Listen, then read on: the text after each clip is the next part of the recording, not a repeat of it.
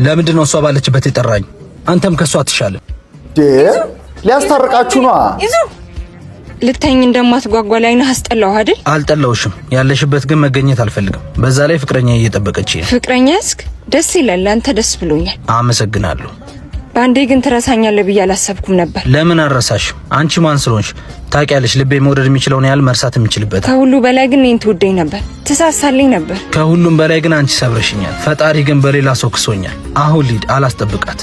እድለኛ ናት። ከልብ አፍቃሪ ሰው አግኝታለች። አይገርምሽም? ይቅርታ። እንዴት ዛሃት ሄድክ?